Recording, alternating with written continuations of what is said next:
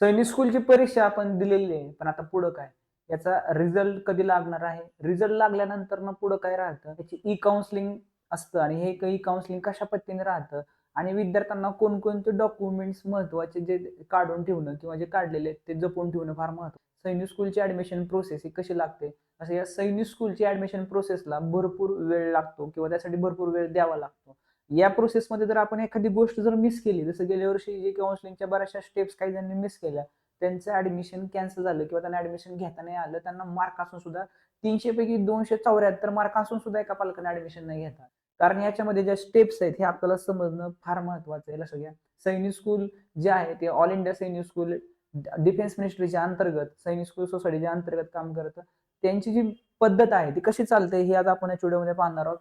आतापर्यंत आपले जे विद्यार्थी आणि जे काही प्रोसेस आणि गेल्या नाही का जो अनुभव आहे त्या सगळ्या गोष्टी मी आपल्या व्हिडिओमध्ये शेअर करणार आहोत. त्याच्यामध्ये लक्षात घ्या पहिली गोष्ट सैनिक स्कूलचा आज पेपर झालेला आहे 18 जानेवारीला. लक्षात घ्या. याच्यामध्ये साधारण बाबा एक दीड महिन्यामध्ये लक्षात घ्या. दीड महिन्याच्या आसपास आपल्याला सगळ्यात पहिल्यांदा सैनिक स्कूलची OMR ला चॅलेंज करता येणार. लक्षात OMR चॅलेंज म्हणजे काय हे बऱ्याच जणांना माहित नाहीये. त्याच्याबद्दल आपण सांगू. OMR ला चॅलेंज करता येणार आहे म्हणजे आपल्या विद्यार्थ्यांनी जे OMR लिहिलेली आहे ती OMR आपल्याला डाउनलोड करता येते. आपल्याला चेक करता येतं आणि त्यांची जी अँसर की आहे लक्षात त्यांनी पण एक अँसर की दिलेली असते आणि जर आपल्याला वाटतं की त्यांनी दिलेल्या अँसर कीला काही प्रॉब्लेम आहे किंवा त्या अँसर कीचं उत्तर चुकीचं हे उत्तर असायला पाहिजे तर त्याला आपण चॅलेंज करू शकतो. अशा ही पण प्रोसेस बरेच जण मिस केले गेल्या वर्षी. यावर्षी शक्यतो चॅलेंज करायचं नाही का एवढे हे नाहीये किंवा चुकीचे प्रश्न दिसत नाहीत. परंतु गेल्या वर्षी जे आहे असे होते आणि मग बऱ्याच जणांनी हे चॅलेंज नाही केल्यामुळे त्यांचे मार्क्स जे वाढायला पाहिजे ते वाढलेले नव्हते असंही झालं होतं. लक्षात OMR चॅलेंज करणे फार महत्त्वाची गोष्ट आहे. त्यानंतर OMR चॅलेंज सबमिट झाल्यानंतर ना साधारण एक वीकमध्येच एक आठवड्यामध्येच आपल्याला सैनिक स्कूलचा रिझल्ट येणार आहे. ठीक आहे. तो रिझल्ट आपल्या हातामध्ये आला. तर अशा रिझल्ट लागल्यानंतर ना पुढे काय होणार? अशा रिझल्ट लागल्यानंतर ना महत्वाचं म्हणजे याची ई-काउन्सिलिंगची डेट येते. ई-काउन्सिलिंग लक्षात ही काउन्सिलिंगचं रजिस्ट्रेशन करायचं असतं. लक्षात फॉर्म भरलं आपण फॉर्म भरला ती एक प्रोसेस वेगळी होती सैनिक स्कूलचा. पण ही प्रोसेस पूर्ण वेगळी आहे. ही रजिस्ट्रेशन जर आपण नाही केलं तर आपण सैनिक स्कूलच्या प्रवेशाची जी पुढची स्टेप आहे त्याच्यामध्ये आपण जाऊ शकत नाही. तुला ई-काउन्सिलिंगचं रजिस्ट्रेशन करणं ही फार महत्वाची गोष्ट आहे. रजिस्ट्रेशन करताना आपापली माहिती चेक करणं, माहिती चुकीची असेल तर त्यांना ईमेल करणं ह्या गोष्टी आहेत आणि ह्याचा प्रत्येक अपडेट आपल्या युट्यूब चॅनलवरती गेल्या प्रत्येक वर्षी आपल्या येत असतो. या वर्षी पण आपल्याला येणार आहे. तर ई-काउन्सिलिंग रजिस्ट्रेशन फार महत्वाचं आहे. ई-काउन्सिलिंग रजिस्ट्रेशन केल्यानंतर ना लक्ष द्या आपल्याला त्याच्यामध्ये राऊंड वन लागतो आणि ह्या राऊंड वन मध्ये सुद्धा आपल्याला सिलेक्शन तर करावंच लागतं. जसं गेल्या वर्षी पद्धत होती आणि गेल्या वर्षी अशी पद्धत चेंज झाली किंवा हे जे राऊंड वन असतात हे सिलेक्शन प्रत्येक समजा राऊंड 2 झाला परत राऊंड 1 मध्ये समजा आपला जे काय आपण सैनिक स्कूल सिलेक्ट करलं असेल त्यामध्ये सैनिक स्कूल कोणतं सिलेक्ट करायचं हे पण फार मोठं स्किल आहे. त्याच्याबद्दल डिटेल व्हिडिओ आपला येणार आहे. कोणत्या सैनिक स्कूलला आपण किती मार्कानुसार आपल्याला मार्क किती पडले त्याच्यावर सगळं डिपेंड आहे. तर त्यानंतर राऊंड 2 ला परत एकदा सिलेक्शन लक्ष घ्या ही प्रोसेसच माहित नव्हती गेल्या वर्षी की प्रत्येक राऊंडला सिलेक्शन करावं लागतं. एवढं कोण बघत बसले बऱ्याचशा पालकांना माहित नव्हतं की हे लॉग इन कसं करायचं आणि मग राऊंड 2 ला नाही लागलं तर मग राऊंड 3 ला प्रत्येक लक्षात असे राऊंड जवळजवळ 6 पर्यंत झाले होते आणि माहितच नव्हतं आणि मग बऱ्याच इतके प्रॉब्लेम होते. लक्षात ही गोष्ट आपल्या आयुष्यामध्ये नाही झाली पाहिजे. त्यामुळे ही प्रोसेस माहित असणं गरजेचं ज्याला सैनिक स्कूलला ऍडमिशन घेते त्यांच्यासाठी आहे.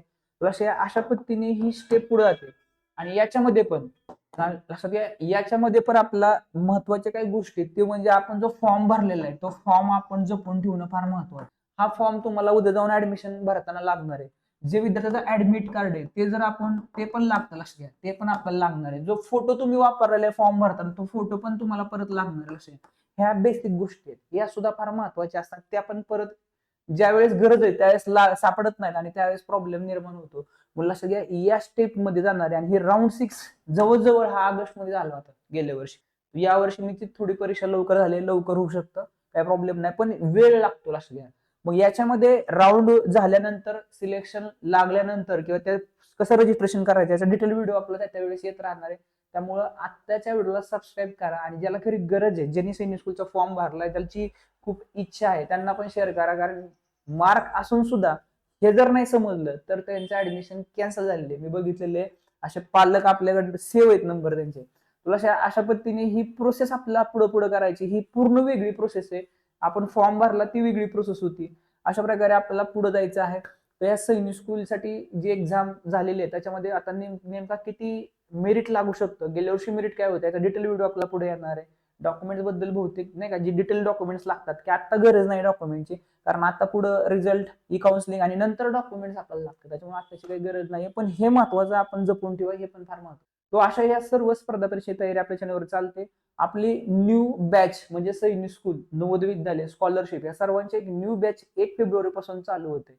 यासाठी आज आपली मीटिंग पण आहे, वेबिनार. आपण माझा नंबर मी या ठिकाणी देतो, याला व्हॉट्सअपला आपण मेसेज करा, तर आपल्याला त्याचं ग्रुप वगैरे लिंक मिळून जाईल, झूम मीटिंग वगैरे, तर याच्यावरून आपण जॉईन करू शकता. आणि जे आपली न्यू बॅच आहे त्यासाठी आपण अगोदर लाईव्ह क्लास हे करू शकता. आपल्या ऍप्लिकेशन आहे MSK क्लास ऍप, याच्यामध्ये पण आपल्याला त्याचा ऍक्सेस मिळतो.